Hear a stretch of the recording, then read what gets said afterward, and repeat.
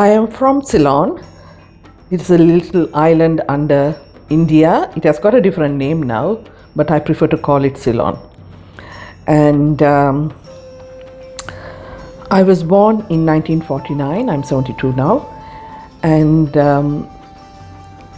my family was a middle class family, so I wouldn't say there was much struggle. It was quite a nice environment and comfortable environment to live. But looking back now, I realize how protected and how naive I was. There were a lot of conflicts within a marriage which would have ended up in a divorce if they were living in a Western country. But there, you just live together. Why would you say that? If they lived in a Western country, then they'd probably be divorced. Because there was domestic violence. I mean, husbands hitting women was nothing. Not that it happened all the time, but if it did happen, people said, "Oh, so what? You just live." He lost his temper, and he hit her, and it was part of normal life for women to be treated, not as an equal. Women were supposed to get married and have children, and not many women during my time were career focused. It is, all the families thought, the girl will get married and settle down. It is the boys who were made to study and become professionals. I wanted to become a nurse, and I thought, but at that time in Ceylon, nursing was not, people will laugh here, was not considered a nice job. Nice girls didn't go to do nursing, put it that way.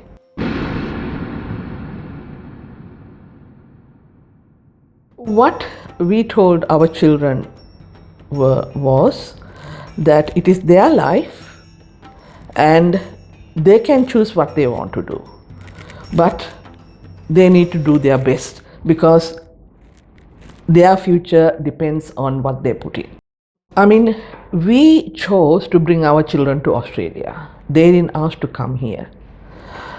And we are the first generation here.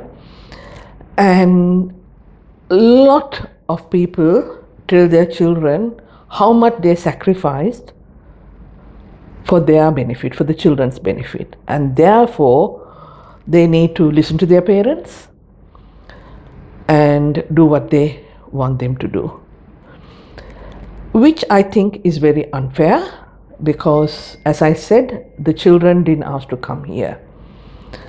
That was their choice.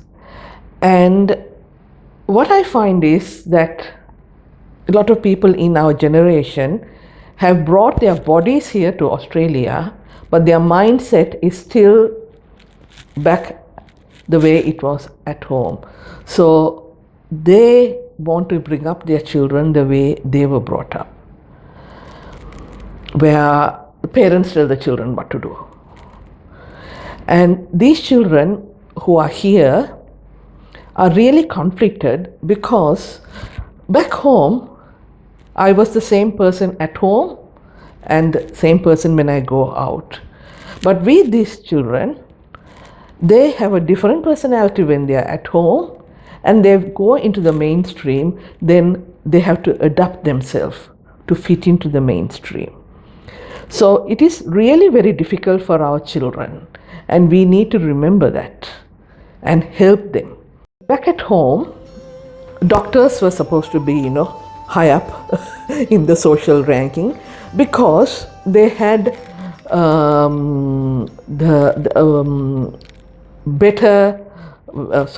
they had financially, they were better off, they were able to earn more and then the engineers and the accountants and so on and so forth. So in the society, the pecking order of, their, what is the word I'm looking for here? Like hierarchy? The hierarchy, was determined by their education, level of education, and their ability to, earn money. But in this country, the plumber sometimes earns more than a specialist. The specialist has to keep on, studying and keeping up with it, and the insurance and the work. So the earning capacity is different to what it was before. From one class to the other, parents come back from work, then get the children, and everyone is hurrying everywhere.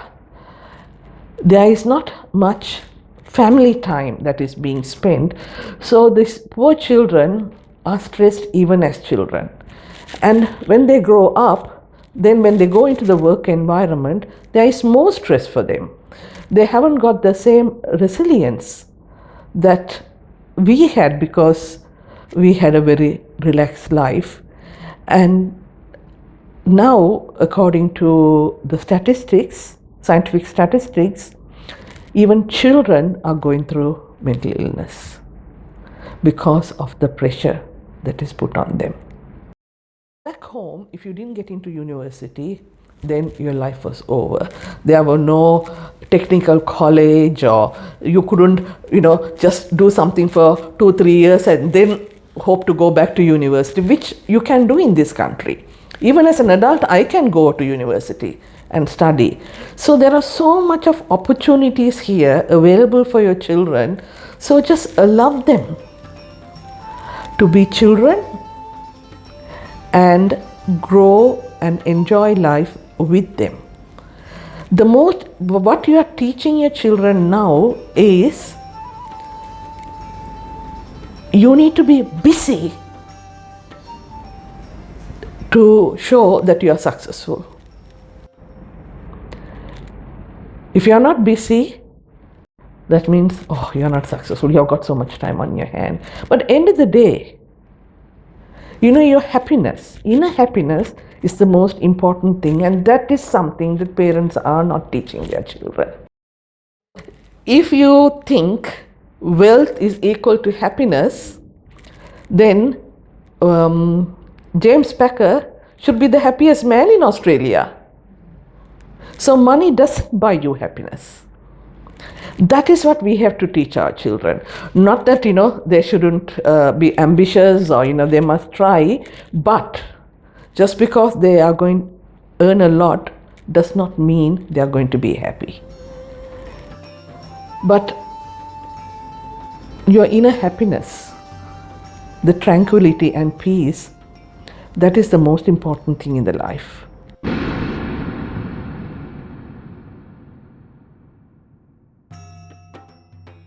Mental illness, when I was growing up, was not even considered an illness. It was just, if someone was mentally ill, they were mad. Simply mad. And nobody spoke about mental illness. I know somebody known to me, I think he had depression, and he came to Colombo, where we were living, to go and see a psychiatrist or a counselor. I don't even know. But it was all hush, hush. Nobody spoke about it. Nobody knew about it. It was actually a relation of mine. Now, I can actually relate to this myself, because my sister was born with intellectual disability. But she was really loved by everybody, and we were living in Colombo. She goes to the neighbor's house, and there was no issues at all. But after my father passed away, my mother went back to Jaffna, in the northern Ceylon. So it's more like a village setting, and even there the relatives were very, very supportive of both my mother and my sister. Unfortunately, my sister also got a mental illness in her late 20s, which was not diagnosed, and nobody knew it was mental illness at that time. But she became very aggressive, and my mother couldn't actually look after her. So she took her to hospital, and there she was admitted to a mental health ward. When that happened, all hell broke loose, because all these relatives who were very supportive of my mother and my sister felt betrayed by my mother, because she had taken her daughter and she had been admitted in a mental health ward, and because of that association, they felt that all their families also were tainted, and that my mother should have never done this, gone public about this issue. So she had to actually face a lot of backlash, even from the very loving relatives. They didn't approve what she had done because it affected them too. But even then, nobody knew that she was actually suffering from a mental illness. It was only diagnosed when she came to Australia. My mother too, when she hit her menopause, she too had bipolar manic depressive illness. One day she will be manic. She thinks she can do anything and everything. She non-stop talking. Then when she hits the depressive stage, she can't even get up from the bed. She's absolutely depleted. She can't. She just physically can't get up from the bed, go to the bathroom, have a shower, and change her clothes. When you look at her like that, your heart breaks. But even then, I didn't know it was mental illness. I had gone back home for a short period, and I really didn't know what was happening with her. But with my sister, I actually thought, I was young, I didn't know anything about mental illness, but I thought, she needs to go and see somebody. And I made an appointment to take my sister to see a doctor. And my mother made such a fuss that day and didn't allow us to take her, didn't allow my father and myself to take my sister to see the doctor. A mysterious thing, people didn't talk about it. If there was anyone suffering from mental illness in their family, it was never, ever, ever shared with other people. So you didn't know about it. So for me, it is only after my mother and sister came to live here in 87 that I even knew about mental illness. I knew about my sister's intellectual disability, but I had no idea about mental illness. Only after they came to Australia, I came to know about mental illness and that it can be treatable. And I actually have to, learn very quickly about it, because I had two people with mental illness whom I was caring with two young children. So that is when I was introduced to the world of mental illness and how people are treated, the stigma attached to it.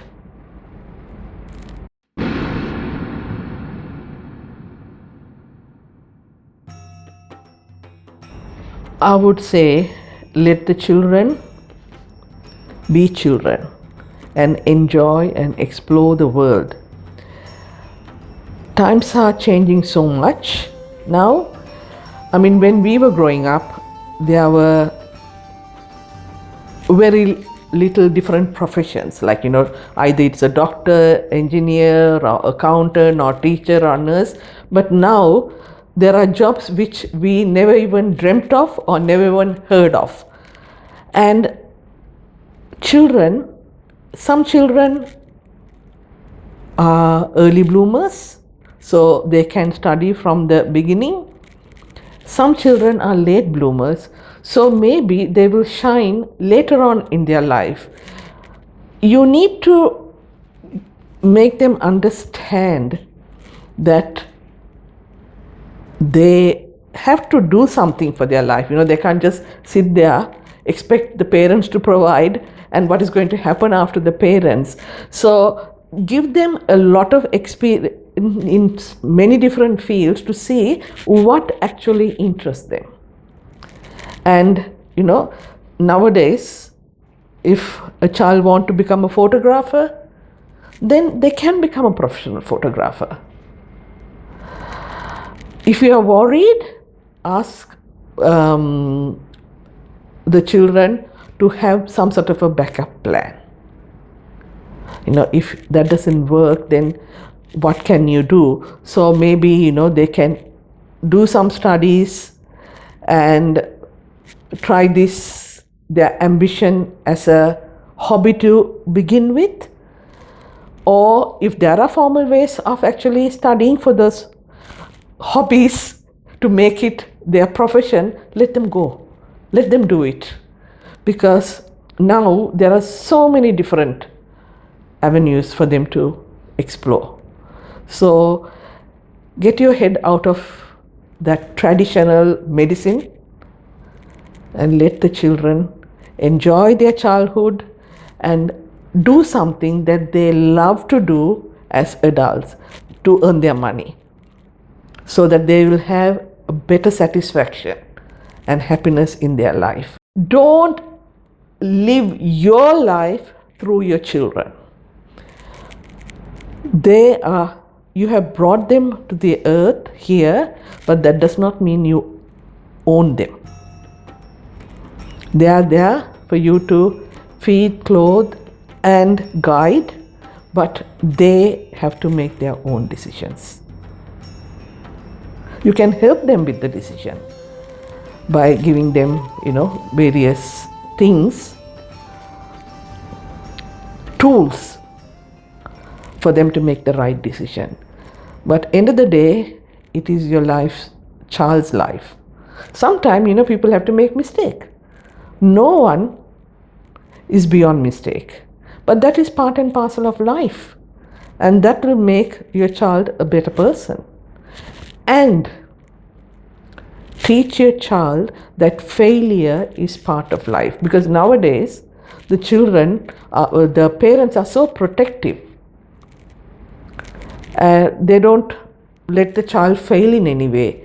But once when they go to the wide world out there, they are going to face that. So prepare your children for that. Failure is part of life. But to get up after that, that is the winner. That is what takes more courage and more determination. And if you can give that to your children, then you don't have to worry about your children.